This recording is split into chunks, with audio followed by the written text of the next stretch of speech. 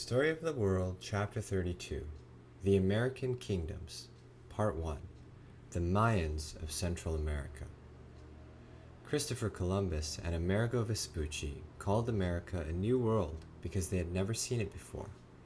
But people had been living in this new world for thousands of years before Columbus or Amerigo ever arrived.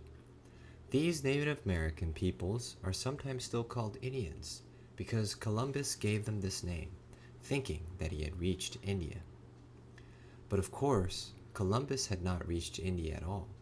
He had reached the Americas.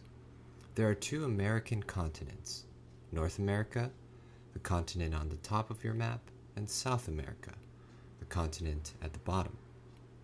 The bridge of land that links them together is called Central America. When Columbus landed in the New World, he landed on islands just across from Central America. He wrote in his journal, "Men and women came out to meet us. Their hair is black and short in front, combed forward. They paint themselves with black and white. Some have scars on their bodies. They tell me that these scars come from battles with other peoples who live nearby and who try to capture them and make them slaves."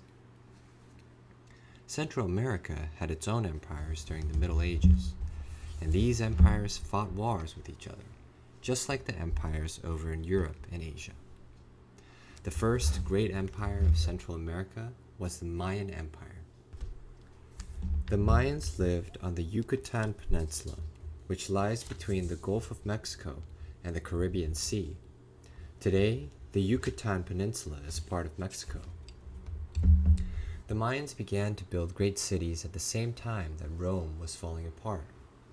These cities lasted for hundreds of years. But not all the Mayans lived in their cities. Only the most powerful people, kings, noblemen, and governors, lived in the cities. The less important Mayans, such as farmers and craftsmen, lived in the jungles of Central America and came to cities to trade and to worship the gods. Worshipping the gods was an important part of Mayan life. Stone pyramids with temples on top were built in all of the Mayan cities. The Mayan kings who sacrificed in these temples were said to be descended from the sun god. They tried to make themselves look, quote-unquote, godlike by filing their front teeth into fangs and painting their faces. When the kings were babies, their mothers would tie pieces of wood tightly around their heads. The wood made their skulls grow up into a peak. So Mayan kings had heads that sloped straight back from their eyebrows and were pointed on top, a sign to them of divine power. The Mayans also thought that gods were cross-eyed, so a king's mother would often tie a little toy to the front of her baby's hair.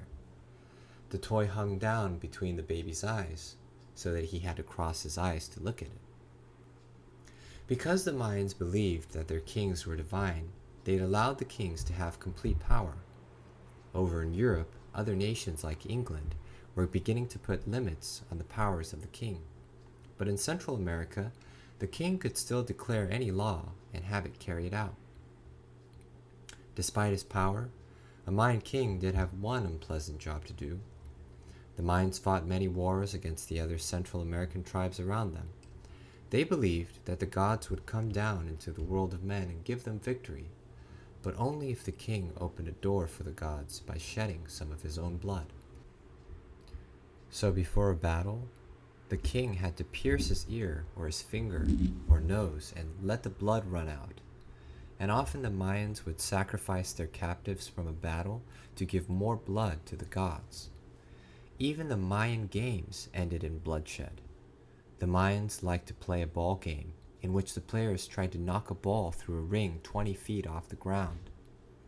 They were allowed to use their elbows, wrists, and hips, but not their hands and feet. As soon as one player hit the ball through the ring, he was declared the winner. He was given jade necklaces, gold bracelets, and sacks full of treasure. The losers were taken up into the temple and had their heads cut off.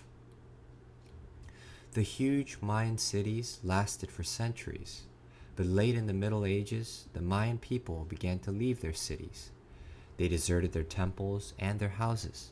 Grass and jungle weeds began to grow over the stones. Eventually, the cities crumbled away into the jungle. What happened? The cities grew so big that the ground around them couldn't grow enough food to support the city's inhabitants. Hurricanes and earthquakes swept across the Yucatan Peninsula, wrecking houses and temples. The people were growing tired of the cruelty and violence of their kings. And another Central American tribe, the Aztecs, were growing stronger and attacking the Mayan cities with its armies.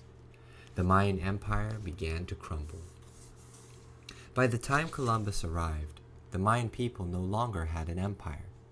They lived in small, separate tribes throughout the land they had once ruled, and the Aztecs had become the greatest nation in Central America.